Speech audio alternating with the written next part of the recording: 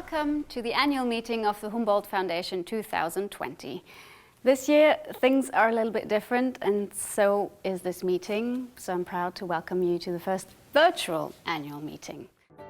Usually every year in June, the Humboldt family meets in the garden of Schloss Bellevue. Speaking of family, this is meant quite literally. It's not only the many hundreds of Humboldtians who at that moment are guests in Germany and come together, but also their partner and children. In other words, we celebrate a big, colorful family get-together, using this opportunity for exchanging ideas and networking purposes. Can this be done in the digital world? Let's try it out. Behind me, you can see Alexander von Humboldt's library. Some of these books are filled with handwritten notes and notes from his travels and his research. And Alexander von Humboldt himself has written about 50,000 letters, which I find quite impressive. And if he still lived today, he'd be quite a passionate Twitter user. So feel free to share your experience of the annual meeting on Twitter, and please use our fabulous hashtag, Research Across Borders.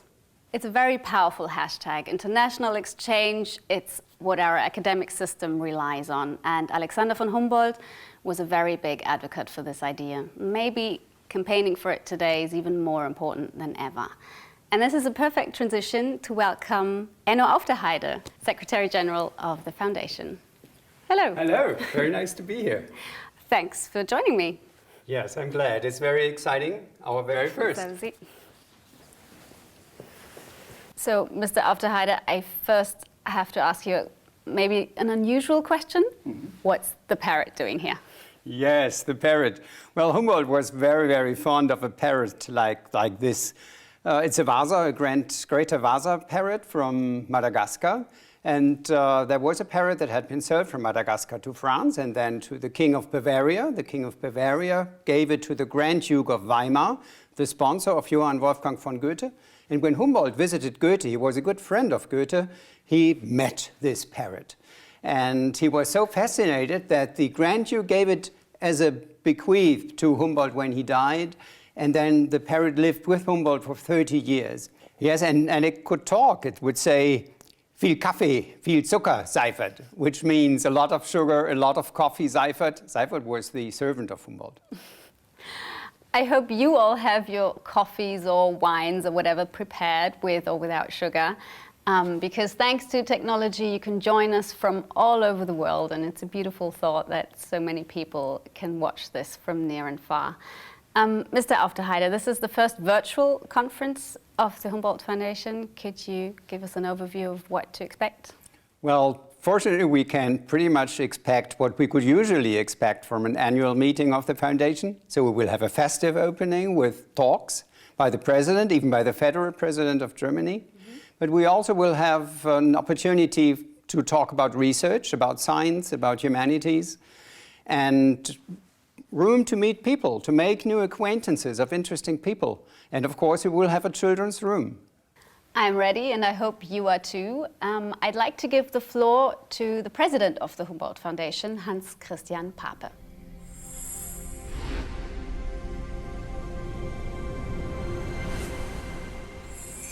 Dear Humboldtians, dear guests, welcome to the Alexander von Humboldt Foundation's annual meeting. Herzlich willkommen. I hope you're all well and looking forward to the next few days we're about to spend together just as much as I am. We are of necessity holding a virtual meeting on screen. And with that, we will experience a completely new format with a lot of science, of interaction, talks, togetherness, fun, and not to the least, my introductory remarks right now. It's going to be a wonderful meeting virtually. Dear guests, members of the Humboldt Network, how can I introduce an international meeting in June 2020 with not referring to the coronavirus pandemic, which has changed and certainly often upturned all our lives? COVID-19 is making us question many things, not just the medical, economical, or psychosocial details, but often also fundamental aspects of our lives, our societies, our responsibilities and our prospects. The coronavirus pandemic will bring about change. And there's no guarantee that we will be returning to what we have so far defined as normality. Thinking positive, we should consider what experiences this crisis is generating and what learning effects are being produced. And this, in turn, is important because these experiences and changes bear opportunities. Within the spectrum of challenges and opportunities, two aspects should be kept in mind. Number one, science is desperately needed as a source of clarification, of solution, and also of instruction. And my impression is indeed that science is closer to society these days than ever before. Number two, it is also clear that the balance of challenges and opportunities can only be mastered if based on international cooperation across borders. And this is the reason why we have embraced this annual meeting under the motto of our initiative, #Research Across Borders. You may have seen it or even participated to it. It says, Corona is changing the world. Only by working together and sharing the science will we be able to find solutions. And for those who are still in any doubt, the corona crisis is a wake-up call. International cooperation and openness will take us forward, not nationalism, not new borders. And this collaboration across borders, across nations and disciplines is exactly what our Humboldt network is all about. As one example, let me refer to Humboldt professor Guus Rimmelswaan. He conducts research in Hanover on how our immune system can render SARS-CoV-2 harmless or protect us against future viruses that may pass from animal hosts to humans. Another example is Humboldt professor Jens Meyer, working in Leipzig on dedicated models used to develop and test vaccines against viral disease. Or let's consider the initiative livewithcorona.org, on which Humboldt professor Anke Höfler is working, collecting data for transnational comparison on how society is dealing with COVID-19. And in fact, Humboldtians all over the world are working on these issues. And in the coming days, we shall certainly be talking about them and initiate collaborations that will take us forward. We will also discuss how we can defend scientific freedom and scientific thinking against populism and conspiracy theories. After all, these are currently doing the rounds and spreading, just like a virus that threatens to infect ever larger groups and knows no bounds. Ladies and gentlemen, as mobile researchers, we are, of course, affected personally by the crisis, often existentially, and you as Humboldtians in particular. I'm not just thinking about interrupting work in the lab or being unable to do research in archives. For many of you, the start of your fellowship or a new job in another country has been or is being made difficult or even impossible. We at the Foundation are working hard to help all our fellows affected. And please do take the opportunity to speak to us during this meeting. Tell us how we can support you further, or even better, and share your experiences with other Humboldtians. Because this is also what our network is all about: mutual advice, support, and solidarity. Ladies and gentlemen, I said at the beginning that the COVID-19 pandemic also offers an opportunity to rethink and perhaps change things. For instance, I asked myself how academic mobility may develop in face of a global situation like COVID-19 or climate change. What will our Humboldt network look like in 10, 15, 20 years from now? Today already, network knowledge and international networking activities are, partially at least, replacing classic mobility, like travel to conferences in various career stages spent abroad. I'm certain that this trend will continue. In the future, we will send more and more data on knowledge on journeys rather than people. Network projects, big data artificial intelligence all open up new opportunities. And it is precisely these opportunities and the ways of promoting them that we at the Foundation are investigating at present. We set up new strategies within this new system of coordinates for academic mobility. But above all these strategies, one point is crystal clear. Personal encounters are important and indispensable, and will remain so. Just like the experience of living abroad and getting to know other cultures, countries, and people.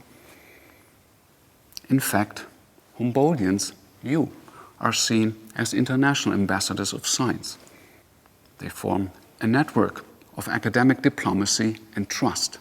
And this will be always the core of our work at the Humboldt Foundation, whether we meet in person or digitally, as we are today. And in fact, this keyword, digital connection, brings me to my next point. Being connected digitally, online, our attention, our concentration span is rather on the short side. Believe me, as a neuroscientist, I know what I'm talking about. So I better come to an end before you attempted to click me away. In conclusion then, we will experience a novel type of meeting, digitally and optimistically, and together we shall manage, of this I'm pretty sure, to keep the typical spirit of our annual meeting. A celebration of togetherness, of sharing ideas, and of creativity. And for this to happen, we count on you, our current fellows, and on your families, which are, of course, also cordially invited. And this is the reason why we have chosen a song entitled "We Are Family" as an opener to our meeting. And we have asked you, again, our fellows and your families, to participate in a little musical video clip, putting in your heart, your soul, your everything. And with that, I should like to thank you for your attention. I wish you all, I wish us all, an exciting and rewarding annual meeting, and above all, also a stable internet connection. All the very best. Enjoy yourselves. Viel Spaß. A stable internet connection, so important. But something that Alexander von Humboldt didn't have. So isolation for him would have been torture, right? Yes, that would have been torture. Personal encounters were so important for Humboldt. A few years ago, his address book was discovered with 2,000 addresses of people with whom he had corresponded, but also whom he had met. He developed his ideas not only by traveling, but also by personal encounters on his travel, but also in Berlin, where people came to visit him. Only by the very end of his life, very few months or weeks before he died, he published an ad in the newspaper asking people not to write him anymore because he was afraid that he couldn't finish his work before the end of his life. He did not do that. Yes, he did. It's a little bit sad imagining his situation. But we wanted you to send us messages. We asked you before this meeting to show your love for science and research through dance, singing, or playing an instrument. And I'm proud to be able to show you what you sent us.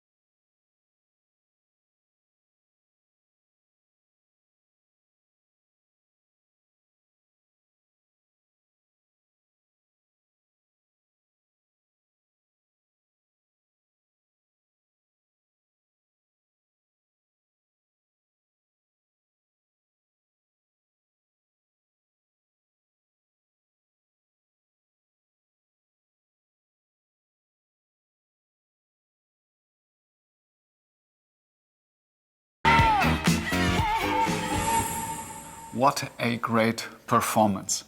Thanks a lot, everybody, for putting in your heart, your soul, your creativity. Indeed, we are family, a global family, the Humboldt family.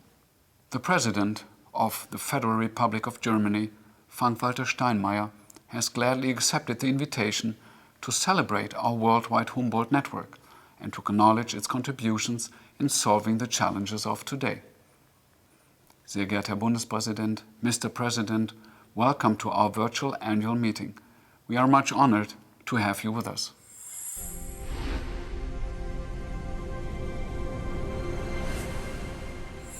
Liebe Wissenschaftlerinnen und Wissenschaftler, liebe Freundinnen und Freunde der Humboldt-Stiftung. Sie sehen mich hier im Park von Schloss Bellevue, mitten im Berliner Tiergarten. Die Bäume sind schön grün, das Gras frisch gemäht, die Vögel zwitschern. Eigentlich ist alles so wie immer im Frühsommer, wenn der Bundespräsident die Familie der Humboldtianer an seinem Amtssitz empfängt. Nur, dass es dieses Jahr sehr leer und sehr still ist hier auf dem Rasen. Keine Wissenschaftler aus aller Welt, keine angeregten Gespräche, keine Hüpfburg mit tobenden Kindern. Das alles fehlt mir, Sie alle fehlen mir. Wie schade, dass Sie in diesem Juni nicht hier sein können. Wo auch immer Sie jetzt zuschauen, ich sende Ihnen herzliche Grüße aus Bellevue. Es sind außergewöhnliche Zeiten, die wir gerade erleben. Wir müssen Abstand halten, aber wir bahnen uns neue Wege, um Erfahrungen, Wissen und Ideen miteinander zu teilen. Und wir lernen, die digitalen Kanäle noch besser zu nutzen.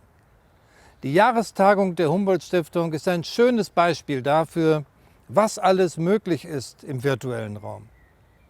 Sie zeigt, wie wertvoll der digitale Austausch ist, auch wenn er die physische Begegnung natürlich nicht ersetzen kann.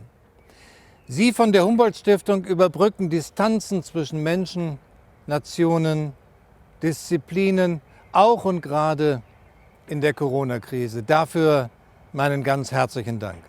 Gerade jetzt wird uns bewusst, wie sehr wir die weltweite Zusammenarbeit brauchen. Für eine Krise wie diese gibt es eben keine nationale Lösung. Auch wenn Grenzen vorübergehend geschlossen werden müssen, dürfen Wissenschaft und Politik nicht in Abschottung und Alleingänge zurückfallen. Wir müssen unsere Kräfte bündeln, Therapien und Impfstoffe zu entwickeln. Und wir müssen weiter zusammenarbeiten, um Klimawandel, Hunger und Armut zu bekämpfen. Die Krise führt uns auch vor Augen, wie sehr wir die freie Wissenschaft und den rationalen Diskurs brauchen, um große Herausforderungen zu bewältigen. Ich bin beeindruckt, was Forscherinnen und Forscher in diesen Wochen leisten, damit wir das Virus und seine gesellschaftlichen Folgen besser verstehen. Und ich bin froh, dass Politik in Deutschland und in vielen anderen Demokratien auf der Basis von Vernunft und wissenschaftlichen Erkenntnissen gemacht wird. In diesen Wochen können wir gewissermaßen live dabei zusehen, wie Forscher sich vortasten auf dem Weg zum Wissen, wie sie Aussagen und Methoden immer wieder aufs Neue überprüfen und korrigieren, wie sie sich auch die Grenzen ihrer Erkenntnis klarmachen. Das zu verfolgen ist manchmal eine Geduldsprobe, weil wir uns doch alle einen schnellen Sieg über das Virus wünschen. Aber es fasziniert uns auch und es zeigt, Wissenschaft ist ein dauerhafter Lernprozess. Sie lebt von einer rationalen Streitkultur und gerade das verbindet sie mit der Demokratie. Wir erleben in dieser Krise aber auch, wie brüchig der Glaube an Vernunft und Diskurs mancherorts geworden ist, wo Wissenschaftler angefeindet, sogar bedroht werden, wo Erkenntnisse geleugnet, Verschwörungstheorien verbreitet, Aluhüte als Allheilmittel gepriesen werden. Überall da ist unser Widerspruch gefragt. Lassen Sie uns gemeinsam für Wissenschaft und Demokratie werben, in der digitalen wie in der analogen Welt. Heute ist es wichtiger denn je, dass Wissenschaftler verständlich und unterhaltsam vermitteln, was sie tun und warum sie es tun. Ich finde, die Humboldtianer haben da immer wieder hervorragende Ideen. Ein Science Slam mit Popcorn hätte Alexander von Humboldt bestimmt auch gut gefallen. Liebe Stipendiatinnen und Stipendiaten, liebe Forschungspreisträger und Preisträgerinnen, ich hoffe, dass Sie unserem Land trotz des gebotenen Abstandes näher kommen, dass Sie seine Geschichte und Kultur entdecken und interessante Menschen kennenlernen. Sie werden sehen, Deutschland ist ein weltoffenes und freundliches Land, auch wenn es Mundschutz trägt. Ich grüße auch die deutschen Wissenschaftlerinnen und Wissenschaftler, die als Humboldtianer die Gastfreundschaft anderer Länder erfahren. Ihnen allen viel Erfolg für Ihre Forschung. Bleiben Sie gesund und geben Sie Acht aufeinander. That was great support for the Humboldt Foundation's global network. Could you give me a rough estimate of how many Humboldtians there are? Yes, there are roughly 30,000 Humboldtians all around the world from all areas of research, so a very diverse network. And a network that really offers space for creativity and for freedom, because people support each other. And this is precisely why we need networks like the Alexander von Humboldt Foundation, right? That's true. Within this Humboldt network, people can really support each other, like Humboldt, who gave away the objects which he had brought from Latin America for others to do research with them to put these objects to the best possible use. For me now it's time to welcome Michel Müntefering. Michel Müntefering is State Minister in the German Federal Foreign Office. And as you know, the Federal Foreign Office is the main sponsor of the Humboldt Foundation, especially dedicated to the alumni support and the networking of the foundation.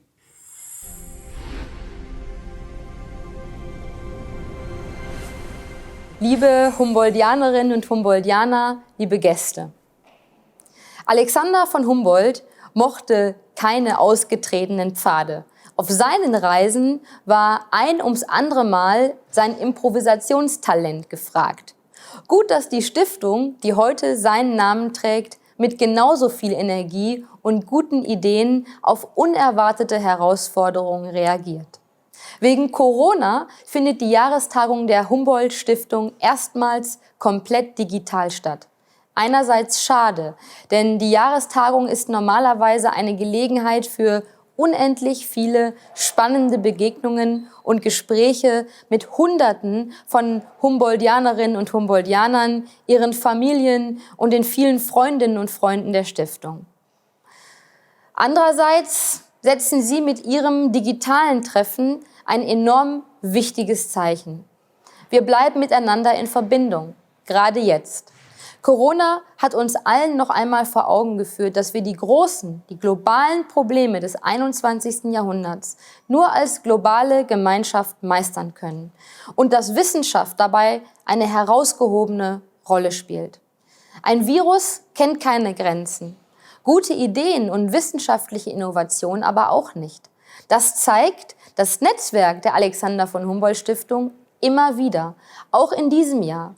Wir verleihen bei der diesjährigen Jahrestagung den Humboldt-Alumni-Preis an 5 Gewinnerinnen und Gewinner aus 4 Kontinenten. Das inhaltliche Spektrum ist beeindruckend. Von Musikwissenschaften bis zur Medizin, von einer Initiative zur Vernetzung von Wissenschaftlerinnen und Wissenschaftlern bis hin zur Stärkung der Wissenschaftskommunikation. Die vielen tollen Projekte werden wir gleich in einem eigenen Videobeitrag kennenlernen. Allen Preisträgerinnen und Preisträgern herzlichen Glückwunsch und viel Erfolg bei der Umsetzung Ihrer Initiativen. Und uns allen inspirierende Jahrestagung, eine inspirierende Tagung ohne die persönliche Begegnung, aber mit den Eigenschaften, für die die Humboldt-Familie seit jeher steht. Neugier, Offenheit und einem grenzenüberschreitenden Diskurs. Alles Dinge, die wir heute mehr brauchen als je zuvor.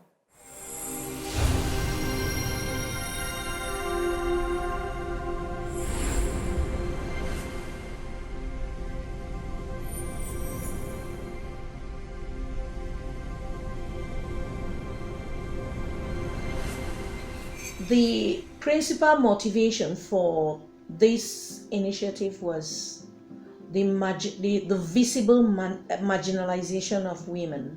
As relates to research as a career path. So I came up with this initiative that can serve as a platform to empower more females into research, to come and empower them, sensitize them, and make them understand that having PhD is not enough.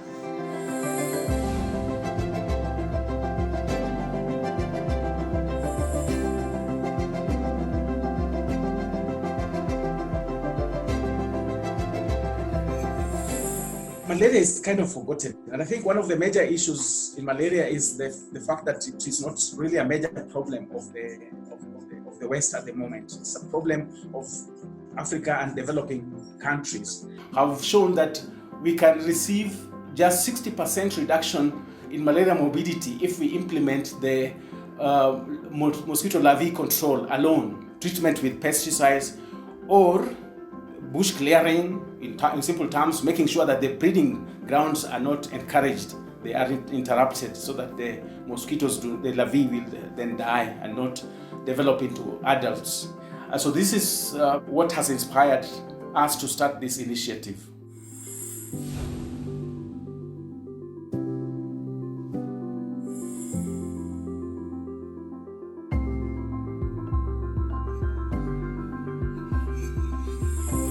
We are not so much specialized, but we are trying to discuss the problems more globally and more interdisciplinary. So that's the vision behind it, trying to work together, trying to put together expertise, seeing the same problem from different angles, and doing that not only among ourselves, but together with our younger colleagues and supporting them as well. Because there are still lots of things that we could improve in this society. We are not so happy with the idea of criticizing, saying this doesn't go well, this doesn't go well, but not offering any solution.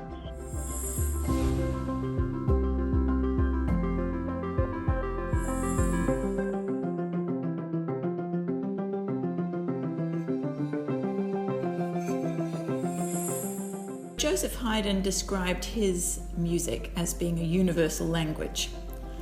And this struck me as an interesting statement because music, including Western music, travels all over the world, it gets imported. But how do we study it? And I guess it became quite obvious to me that the ways we study Western music history anyway are actually quite Eurocentric. So we'd like to explore all the possible ways of doing this, and in particular bring in some indigenous approaches.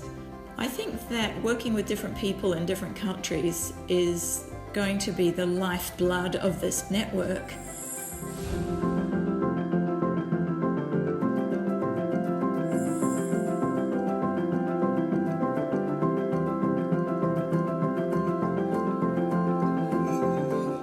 I came from a very poor family, and my family and my neighborhood gave me the social sensitivity, the knowledge as a social good and not as a privilege of a few.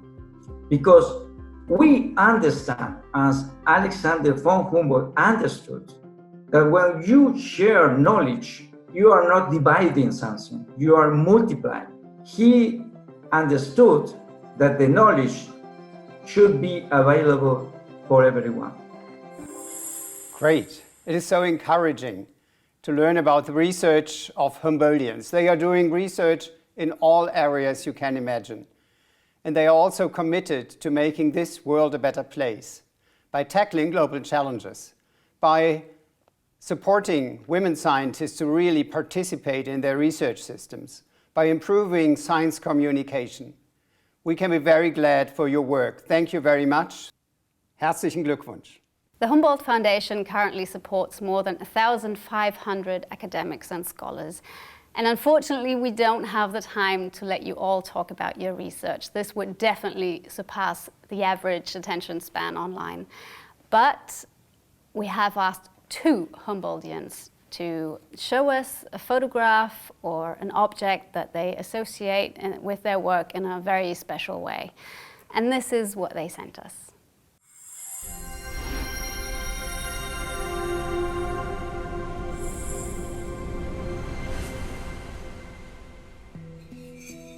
I'm a linguist who works with speakers of minority and endangered languages, and for my particular project funded by the Humboldt Foundation, I'm working on a language called Sephuthi. It's an endangered language and it's spoken predominantly in Lesotho in southern Africa, and there are only a few thousand fluent speakers left. So one of the problems that many communities face is that they don't have access to information in a language they understand. So this means that they might not understand actually what COVID-19 is all about, what precautions to take. And although my project had, of course, nothing to do with COVID-19, I'm working on their language, and I feel it's partly my responsibility as a linguist to ensure that the community is safe and that they know about what's happening. And more recently, I've been working with the community to translate COVID-19 materials into Sephuthi so that the speakers receive information in a language that they understand and that they themselves speak.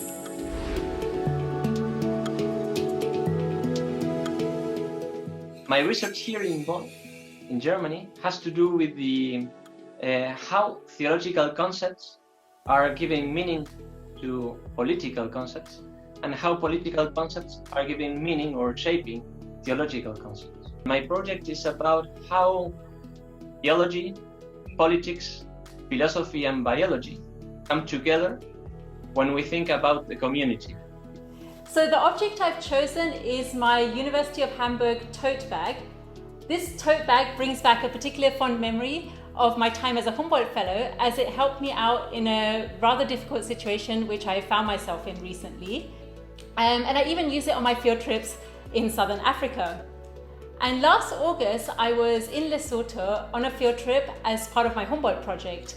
And on my way there, on the last leg of my flight, so from South Africa to Lesotho, a woman on the plane approached me as she saw my University of Hamburg tote bag.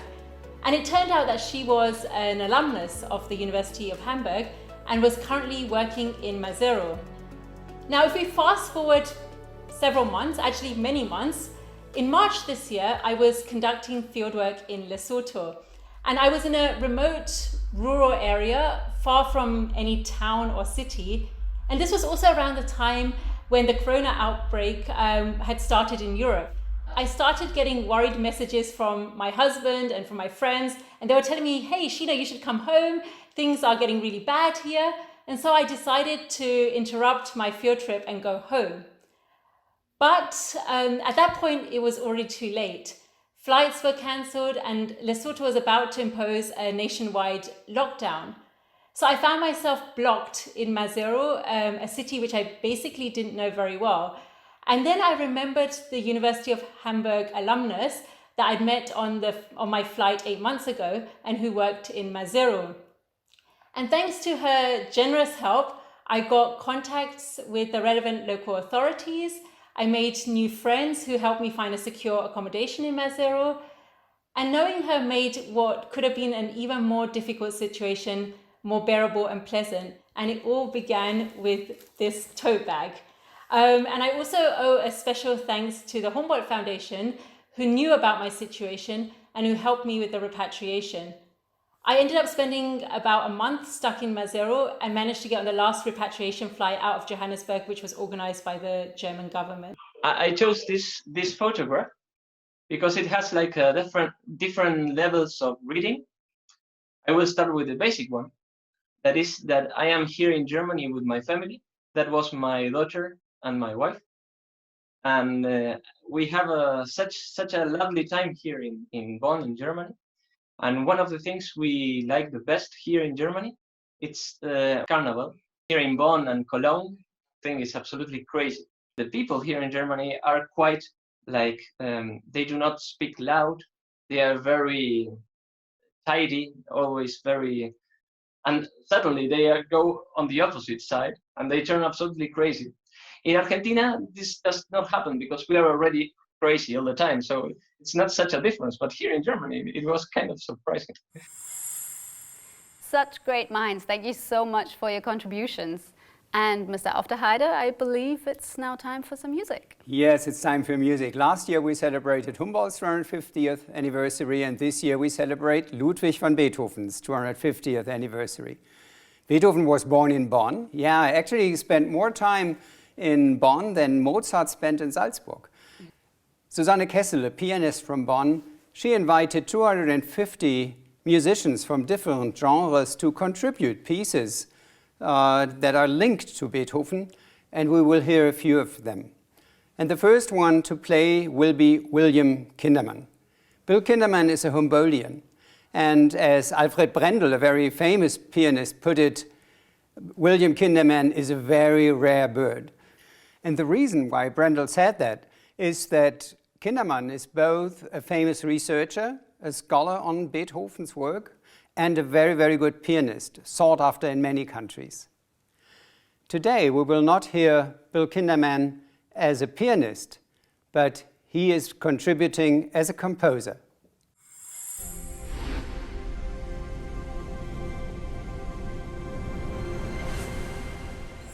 Dear Humboldtians, dear guests, welcome to the Beethoven anniversary year celebrating the 250th birthday of this great composer, born in Bonn in 1770.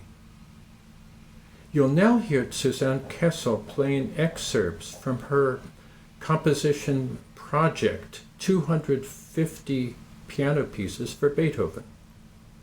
These include music by Peter Hamel, Beethoven's own for Elisa.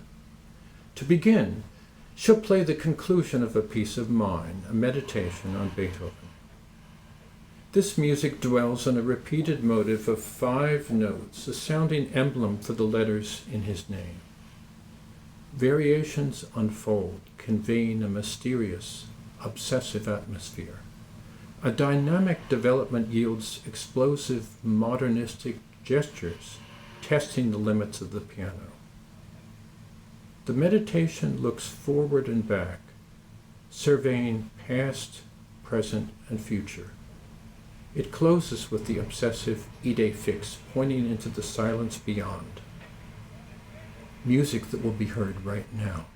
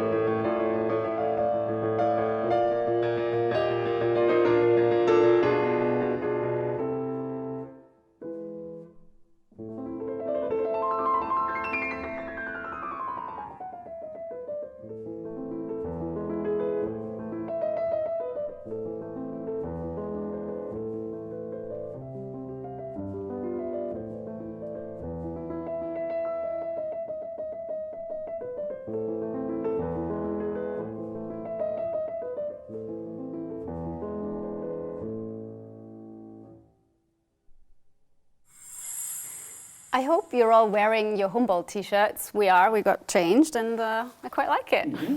Me too. We have one more question for you. What does it mean to be a Humboldtian? Please take a selfie and post it on Twitter or Instagram. And if you don't know how to do it, I'll just show you quickly. Okay, you ready? I am. Okay. Smile. If you're not on social media, you can also just send us an email to this address. And among all submissions, we're going to raffle a prize, which is this wonderful book. So try your best, show that we are many. Our job is done now, so we've got time to enjoy the show, lean back, eat some popcorn, and see what's coming next. Yes. And for the next part, I hand over to Wolf-Dieter Lucas. He is State Secretary in the German Ministry of Education and Research. The BMBF is the other main sponsor of the foundation and especially committed to improving science communication in Germany. Professor Lucas.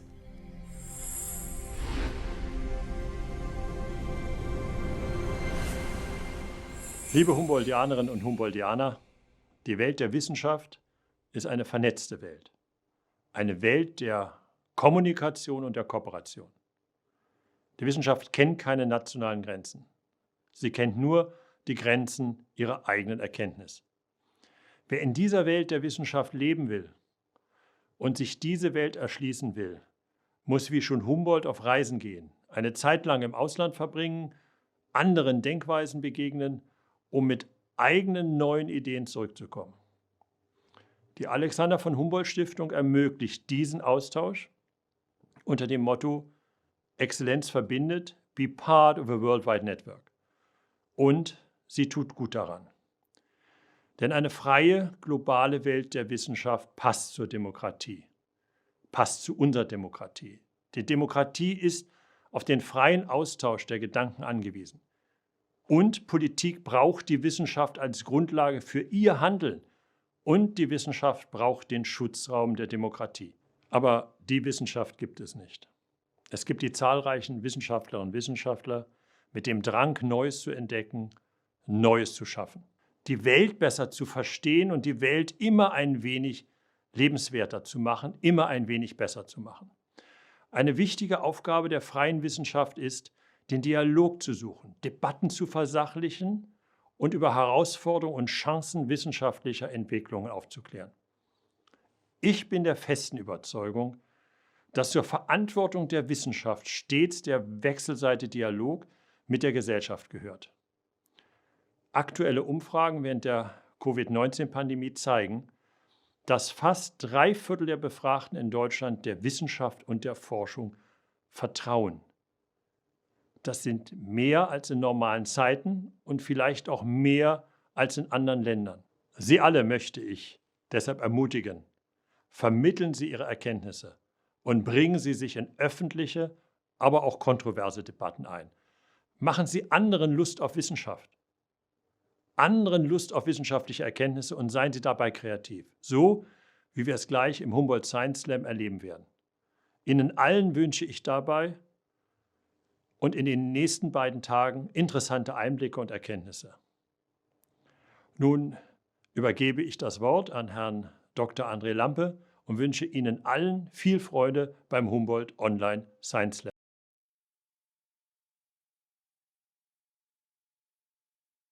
Welcome to the Humboldt Science Slam in the frame of the annual meeting of the Alexander Humboldt Foundation. And since this is a virtual format, an online format, we need to have some interactions with you. So you can use the chat in our lobby. You can tweet at us at the hashtag research across borders. And we will have another thing, a little bit of a voting tool. Since for a Science Slam, we need your feedback. We need your voting for our participants. So we try that out right now. Under this URL, tweet back DE/PZ8X, you'll find a short questionnaire. And the first question I have for you is, do you know what a science slam is? And hopefully we will see lots of answers for that. And under the same URL, you will be able to vote for all of our participants. And the rules for a science slam are quite simple. Everyone here in this online format will have 7 minutes to talk about their own research. And at the end of every talk, you, the audience, will have the opportunity to give points, where 1 point would be the equivalent of, well, this talk should never have seen the light of day, and 10 would be, oh my God, I will change career, I will go to this field of research and spend the rest of my life doing stuff there. So you have a range, and in between, everything is possible. And now I will shortly introduce our 4 participants. I'm really grateful that they are here. So we have from left to right, there's Faith Oisier. Thanks for being here. Ahmad Muhuri is also here. Paulina Strzelecka and Philipp Wilke. They will compete in the Science Slam today. And for what will they compete? Well, I have it here. A very, very nice porcelain medal of Alexander von Humboldt is the prize for the winner. But everyone is already a winner for taking part in this, I think. And so Nadine, we have already results coming in, I hope. Yes, we do. Nadine is running the back office for me, so we will also refer to her for some social media feedback you send at us, and she will take care of the voting. I just had to check if everything's set up. And now it is my genuine pleasure to introduce the first science slammer of this Humboldt Science Slam. It is Paulina Strzelecka. I'm sorry. Strzelecka. I have always trouble with your name, so thanks for being understanding. And yeah, she's from Charité Berlin, and these are your 7 minutes. Thank you. So, hi everyone, I'm Paulina and I'm a scientist. And if we think about me in a stereotypical way, I'm a socially awkward creature closed in the lab wearing a white lab coat and performing evil, or if not evil, then at least incomprehensive to the wider public experiments. And to be honest, I am a little bit antisocial, or to put it nicely, my social periods begin from the mid-April and last till mid-September. It's only because I really like to be warm, and outside of those months in Northern Europe, it's way too cold for me to socialize. So I recently moved to Germany after spending almost 3 years in the UK. And with Corona happening and stealing away my precious social period, I have to be extra creative when making new friends.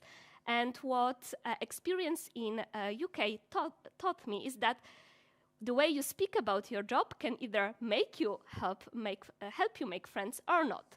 So what I learned is that I definitely should not say I study development of blood cells.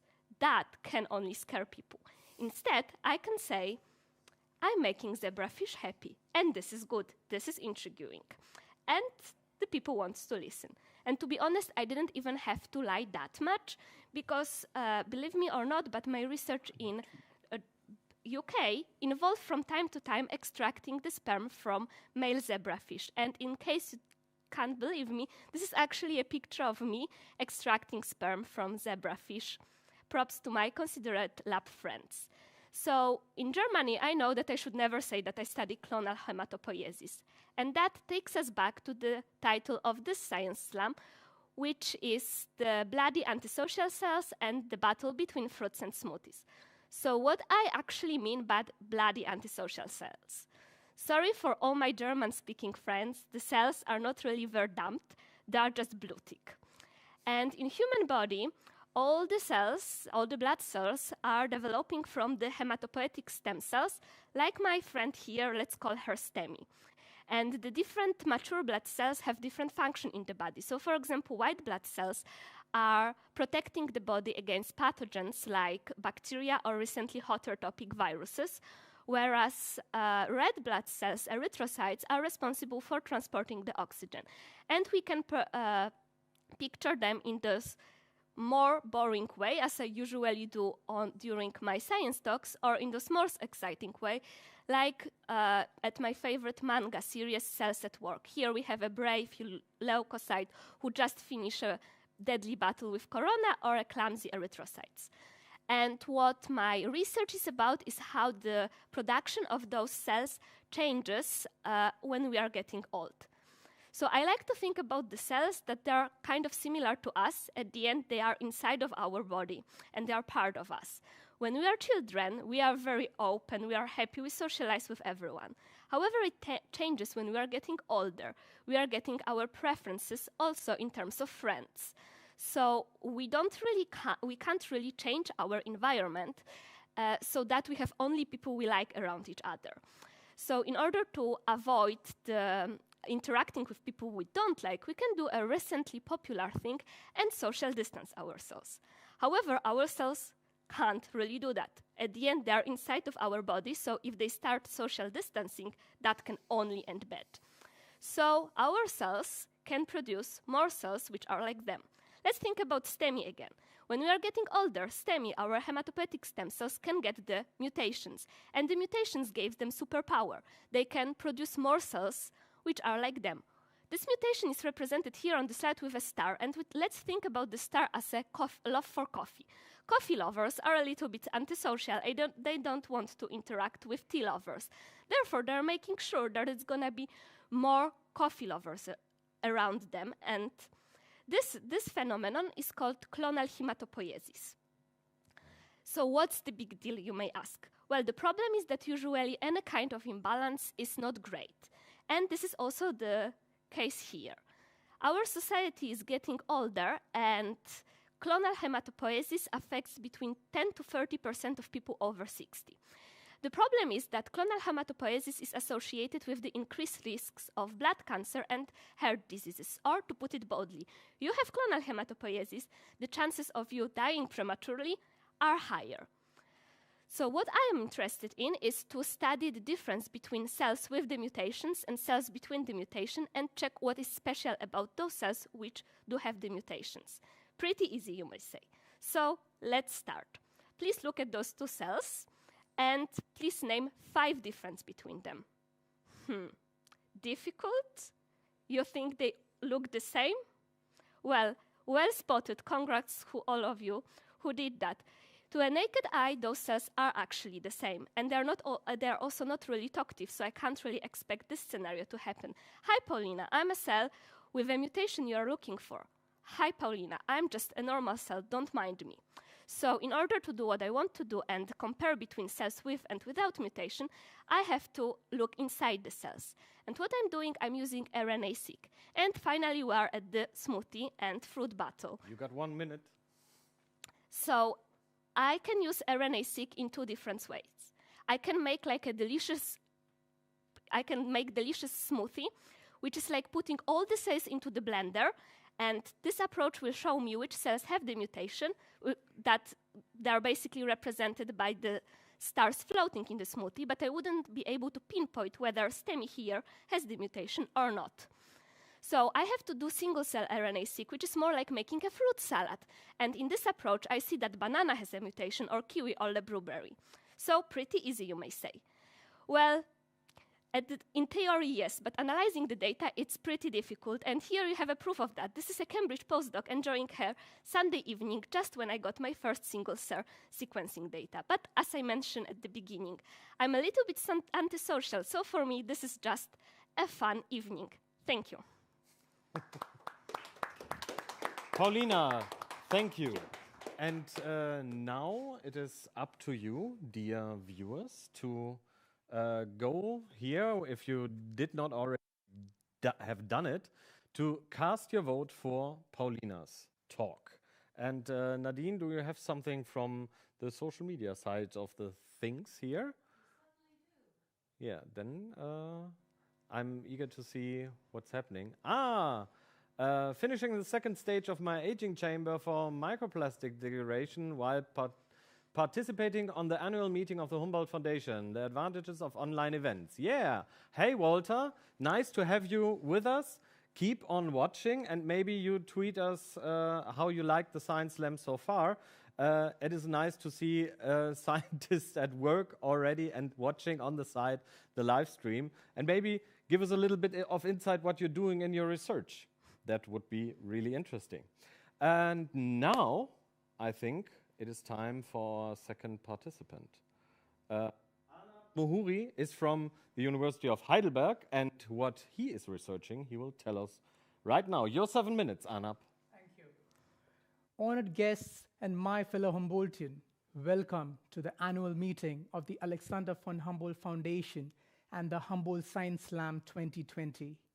My name is Arnab, and it's a pleasure to be here in Bonn, in this historic city. And today, I'm here to tell you a story. Today's story is about Black Forest. Black Forest is known to the common man for its delicious Black Forest pastries, Maultaschen, beer, and cuckoo clocks, which is an icon for Germany.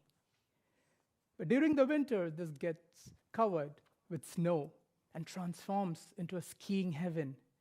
In the summer, when all the snow melts over the Black Forest, the meltwater flows into the river, the navigable river in Germany, like River Rhine and River Neckar.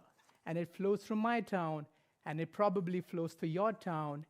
And coincidentally, it flows through Bonn, just a few hundred meters from here. After River Rhine starts its journey in the Swiss Alps, Black Forest contributes significantly to the volume of water. There can be a better location for such a paradise. You have France in the west and Switzerland down south. And as the river flows through the Rhine Valley between Germany and France, it contributes significantly towards the economic growth of the region. You must all have noticed it is quite a common sight to spot a barge carrying goods on this river around Germany. On River Rhine, you can start from Basel and sail through major cities like Bonn, Köln, Düsseldorf, and Rotterdam, and come out in the North Sea and then head towards London if you wish to. And remember, while traveling downstream, you save a lot of fuel.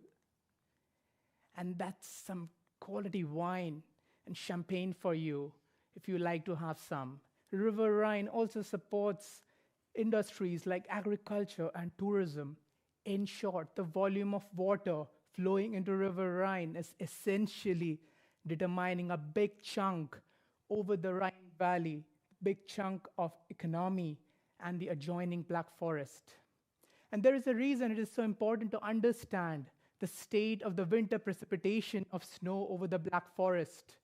What makes Black Forest so unique is the fact that almost 70% of the Black Forest is covered with forest.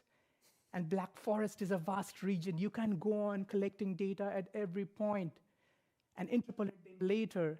That will be quite inaccurate and time-consuming and expensive. And this is what brings me to Germany. I employ satellite sensors to observe the frozen sections of our planet called the cryosphere. Now back home in India over the Himalayas, I investigated glaciers and snowfield with satellite pictures. Notice that due to the high altitude, there is almost no forest over the mountain. But Black Forest is a different ball game altogether because there is snow both inside and outside the forest. So imagine you are inside a satellite 800 kilometers above the Earth's surface, and you want to click a nice picture of the snow-covered Black Forest. Unfortunately, you will only be able to see snow outside the forest. You can imagine that the forest and the snow spectral information gets mixed up together, and hence it is a challenging problem when you're trying to observe the aerial extent of snow cover over the forested landscape with satellites inside the Black Forest. So how did I solve this problem? Big question. Well, I established a network of sensors and cameras over the Black Forest that collects meteorological information on a daily basis. And I made several expeditions to the Black Forest to understand the forest conditions and the variety of trees spread over the forest and the forest density. And when I correlated these observations with the satellite spectral information, I discovered a unique relationship between forest density and satellite observation. So now you may ask, big question, could I solve this problem? Oh yes, I did. Just Google me up and you'll discover what I did over Black Forest. Did I enjoy doing all this? Trust me, it was awesome. To summarize my journey inside the Black Forest, sometimes there were really some special guests in front of my camera, like we have you all today. And now I fall short of words to describe my experience doing all this cool stuff. And I'm sure you people had great experiences with your own research as well. I have one more special guest for you. She wanted to say hello. I recently rescued her from the Black Forest, and she's doing perfectly fine. And I'm sure all of us fall short of words to express our gratitude towards the Alexander von Humboldt Foundation, selfless service to support our research. Even in these uncertain times, I will say goodbye now, and I hope to see you all in person soon. Have a good evening, and thank you. Thank you, Anna, for this nice presentation. And now, again, it is your turn to go here, if you're not already done so. There will be a new questionnaire to give points to the presentation of Arnab. And is the voting running, I hope? And yeah. And do we have something from social media? Okay, then I'm eager to see what people tweeted. Watching my friend from Heidelberg, Arnab, in the Science Slam. Yeah. Ariane, I think your wishing well received Arnab at the best of times. So yeah, colleagues are watching too. And I wish you all the best and best of luck for that. And before we hand over to our next participant, I also wanted to tell you a little of an anecdote of a scientist who did really well in his field, the Nobel laureate André Geim. He received his Nobel Prize in 2010 for his work with colleagues on graphene, this 2D material, but he also has received an IG Nobel Prize in 2000. The IG Nobel Prize is sort of the anti-Nobel Prize. No, well, not really anti. It is thought of to be to honor research where you at first love and then start to think. And he received that honor in 2000 for levitating a frog in a strong magnetic field.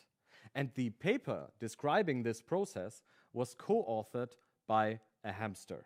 He put it in the authorship. So great scientists can also have a little bit of fun within the field of academic sciences. And now I hand over to our next participant. It is Philipp Wilke from the Karlsruhe Institute of Technology, KIT. Philipp Wilke, your 7 minutes, please. Yeah, thank you very much. Welcome everyone. Guten Morgen, guten Tag und guten Abend. My name is Philipp Wilke and I proudly present to you today Fun with Atoms. I'm a physicist and I love atoms, and this is already where the trouble starts, because you cannot directly take a microscope, zoom in a lot and directly see atoms. And the reason for that is that the wavelengths of optical light is on the order of several hundred nanometers, and atoms are much smaller than that. So that is a problem, and there are ways around that. For example, to see like a blind person is seeing, like reading Braille. And instead of using our fingers, what we actually do is we use a very, very, very, very sharp metal tip that we then scan across a surface. And this is called the scanning tunneling microscope. And the way that it works is that we now bring this very sharp metal tip insanely close to the sample surface. And then apply a voltage, and whenever we are on top of an atom, we can measure an electric current, and this current is higher when we are on top of that atom as if we are not, in very simple terms. And this allows us now to generate maps of current density as a function of position. And in this way, we can generate maps or make atoms really visible, or atomic lattices, as in this case for graphene that Andre just talked about, which is just a two-dimensional form of graphite. And in this way, we can really see atoms. And the amazing thing is this image now is only 3 nanometers in size. A nanometer, that is 1 million times smaller than a millimeter. And to just give you some perspective of that, you are a human being, roughly 1 to 2 meters, and your hair, that is between 110 micrometers. That's a difference of 5 orders in magnitude, but you need another 5 orders in magnitude to reach the nanometer scale. And that is essentially as if your hair has hair on its own, which has so far only been scientifically confirmed for Tom Selleck. And the 2 physicists who invented this microscope were Gerd Binnig and Heinrich Rohrer, who received the Nobel Prize in Physics for this in 1986. Here you see them with the first microscope that they invented. And here you actually see them shortly after they got announced for the Nobel Prize, together with the IBM Zurich soccer team. And this is one of my favorite Nobel laureate stories, and I'd like to share that with you. So what happened here? They got announced for the Nobel Prize, then they gave a press conference, and then they had to abort the press conference of the Nobel Prize because they were on the IBM soccer team, and they had the game scheduled without chemicals. And I love this story. It's so beautiful because it teaches us so many lessons. For example, that you should worry about your work-life balance, but that you should also exercise, and you should never let down your teammates, and that we Europeans, we just really love soccer, right? And actually, one of the materials that they first studied is this study from already the 80s, which shows now an image of the surface of silicon. And silicon is a very important material in the semiconductor industry, and the bright areas now show you the position of silicon atoms on the surface. And this is now a wonderful tool because it allows us to see what blueprint Mother Nature has used to construct matter from its fundamental building blocks that are atoms. And physicists and chemists have now used this tool in the last 30 years to enter the nano world. Yeah? And I just want to give you some of my favorite examples. For example, to image quasicrystals, small molecules, carbon nanotubes, or even molecules that form complicated structures on the surface that the mathematicians from you know as Sierpinski triangles. Yeah? But we can not only image these atoms and surfaces, we can also use our very, very sharp metal tip in order to move atoms around on the surface and pick them up. Yeah? And this allows us to now form artificial structures using atoms. And the first ones who did this were Don Eichler and Erhard Schweitzer in the 1990s, using xenon atoms on a nickel surface. And you can probably guess for which lab they were working at the time. And I had the privilege during my postdoc to spend a certain time in this very lab that later even was run by a fellow Humboldtian, Andreas Heinrich. But they not only built the IBM logo, no, of course not. They also built the Star Trek logo, the very nice Valentine's card, and the world's smallest movie ever made. You can look it up on YouTube, A Boy and His Atom. But of course, it is not only fascinating and fun.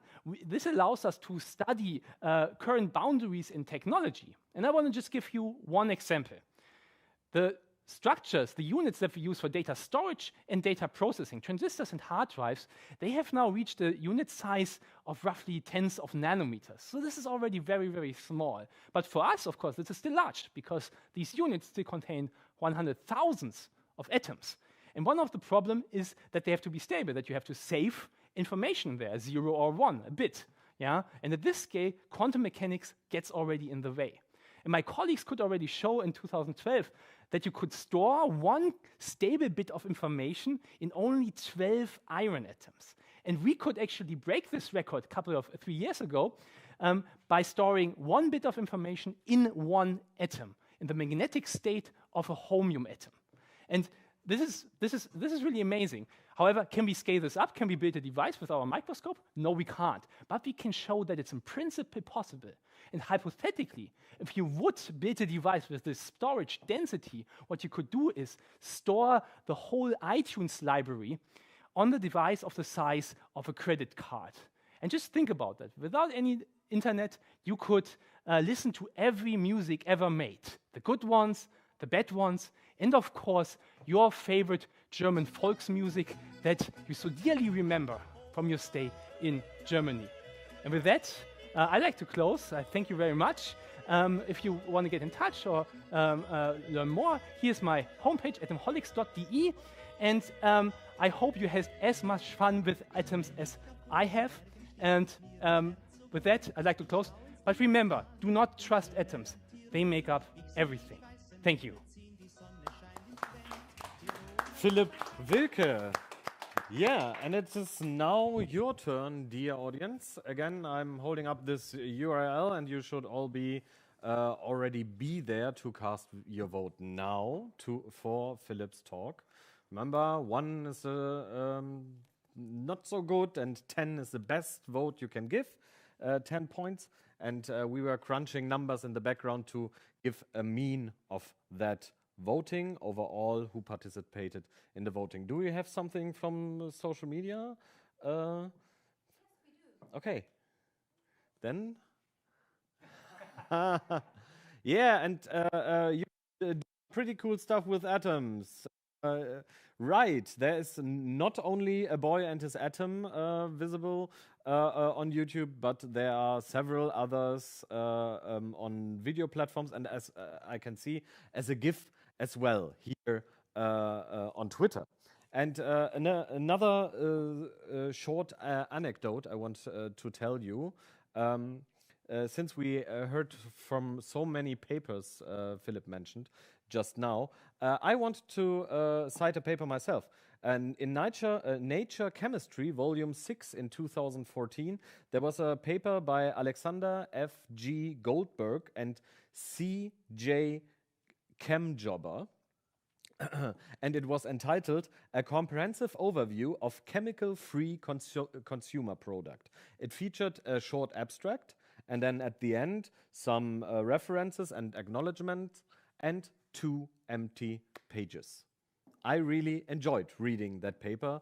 Well, it was a short read. And with that, we go over to our last, but really not least participant, Faith Oisier from University of Heidelberg. This is your 7 minutes. Thank you very much. Hello, everybody. I come from Heidelberg, thanks to the Humboldt Foundation. I live in this really, really pretty city. And at this time of the year, it's just wonderful. If you've not visited, please come and visit. But I didn't come here to tell you about Heidelberg, lovely as it is. I'd like us to reflect for a minute on life. What is life all about? What makes a person go from point A all the way to point B? What determines whether we're gonna make it?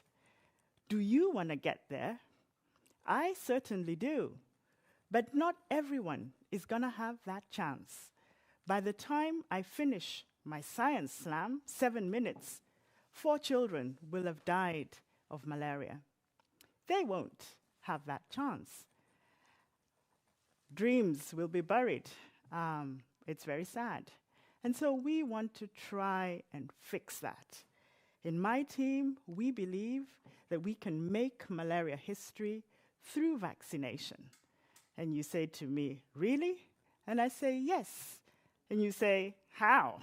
Well, the first thing that we do is we set up a massive speed date. Did you say speed date? Yeah. I said speed date. Did you know that there's a Guinness Book of Record entry for the largest ever speed date event? This happened in Dublin last year, and I guess some of you were there. There wasn't any social distancing at the time. But we're talking about malaria. So you ask, well, speed date, malaria, who's dating who? Well, in the malaria speed date, we've got two key players. The first player is called antibody. Our bodies make millions of antibodies, and these antibodies are there to rid the body of infection. When you get an infection, your body produces billions of these antibodies, and they can clear the infection. On the other side of the speed date, we have the malaria parasites. That's what's shown in this slide here. You can see some blue guys bursting out of red bags. Those red bags are your cells, and the blue guys are the parasites. So the job that we have to do is to match the antibody. On the one hand, I told you there are billions of them, and we've got to match them to the thousands of proteins that are being produced by this invader, by this parasite. So how do we do that? Well, the first thing to do when you want to set up a date is to sort out the venue. The venue needs to be exciting. And so to do our venue, we have a big team. It takes lots of people. It takes long hours. It takes hard work. It takes dedication.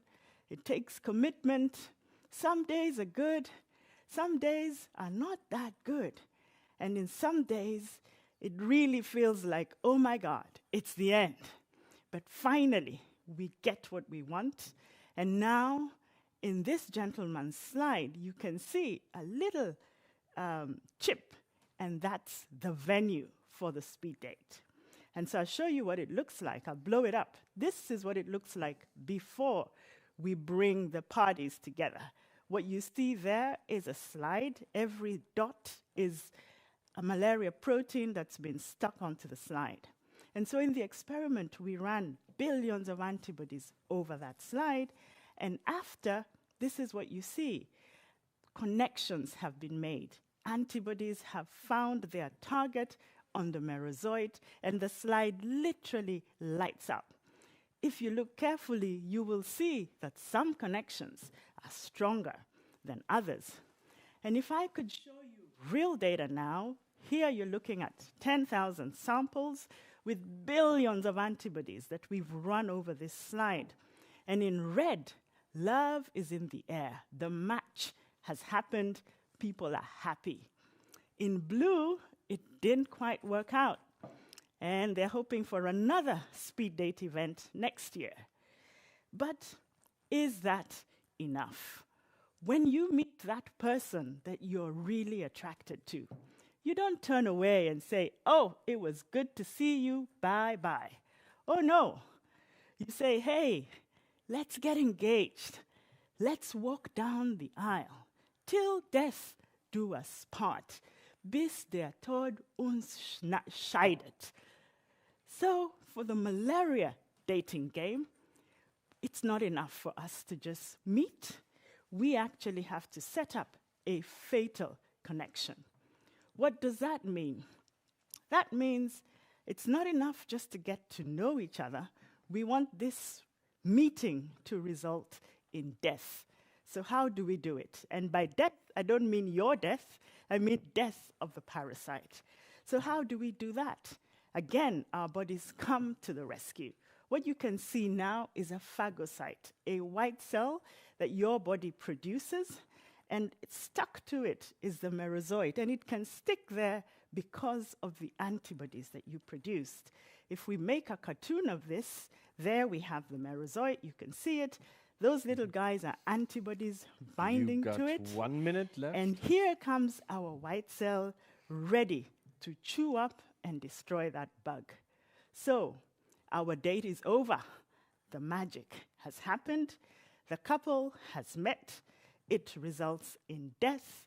And once we can do that, we are well on our way to making a malaria vaccine, making malaria history, and giving children in Africa a chance to realize their full potential.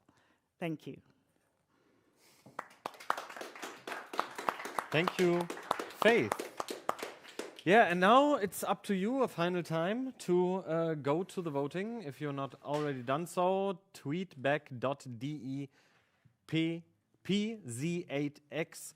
There you will find the questionnaire where you can give points to Faith's talk. And in the meantime, while your voting comes in, do we have something from the social media side of things, Nadine? Okay. Wow, very interesting research by Dr. Osier and her team at the AWH Stiftung annual meeting Science Slam. I would definitely look forward to a malaria vaccine, as I would never like to have a speed date with malaria. Yeah, right you are, Denise, when I was correct to see that. Thanks that you are following the Science Slam, and keep on tweeting. The hashtag is research across borders, and I think we showed that very well with all of our 4 participants at this Humboldt Science Slam. How far are we with the number crunching and the voting? Okay, so since we want to give some time more to get your voting in for Faith, I have another little bit of an anecdote or a paper I want to cite. This is also very interesting, I find. At the Bulletin of the Seismological Society of America, there was in October 1974 a publication in volume 64, number 5, by J.K. Gardner and L. Knophoff. And the paper was entitled, "Is the Sequence of Earthquakes in Southern California with Aftershocks Removed Poissonian?" with a question mark at the end. And the abstract was rather short. It said, yes. I really like short abstracts. There are other abstracts which are way shorter because they state only no, but I wanted to end this on a positive note, and I really like the abstract saying just yes. I think there's also there's a number of abstracts which are really short, like probably not or probably yes. Maybe you send us an interesting paper with the shortest abstract also on Twitter. How far are we now? Okay, yeah, Nadine is moving towards me with the result. Okay. Okay, I have seen it and you have not. And now it is my great pleasure to introduce again Mr. Melich from the Alexander Humboldt Foundation to award the prizes for everyone. Hi, Mr. Melich.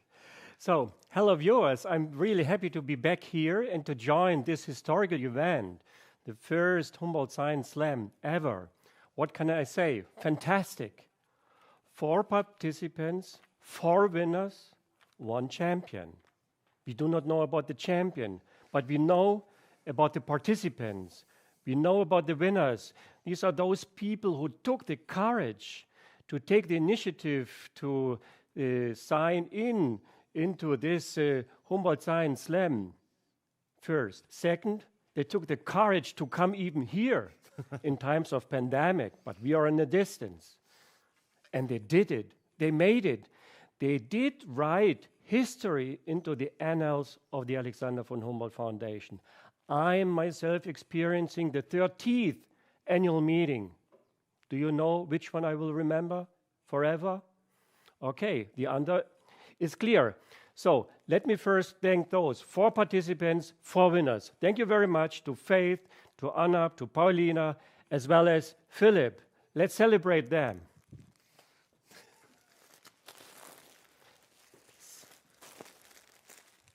And this is the original Alexander von Humboldt Foundation towel, right? And of course, we are all waiting for the name. Yes. For the name of the first winner, the champion. Let me have a look. First of all. Okay. Okay, and with 8.68 points in the mean, the winner is, and the winner is, we are all in good faith. The winner is Faith Osier.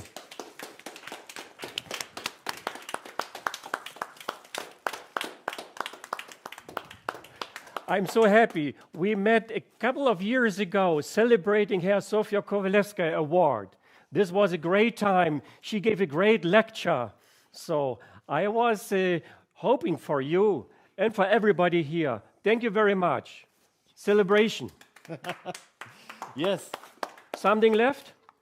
Another towel. Another towel is left. So of course, how could we make this happen here without such a professional, André Lampe? He disclosed to me that he has been participating in 100 science slams, and he was chair or facilitator of 80 science slams. So, first slam took place in 2006. The Humboldt Foundation took it 14 years to arrange for the very first one. And here there is a facility, there's a superstar of the Science Slam in Germany. Thank you very much. Thank you. Thank you for your kind words. And congratulations, Faith, and to all of you. And with that, I like to hand back to our lobby. Thanks for watching the first Humboldt Science Slam. Thanks for interacting with us. Keep on tweeting Research Across Borders. That's it from our side. Bye-bye.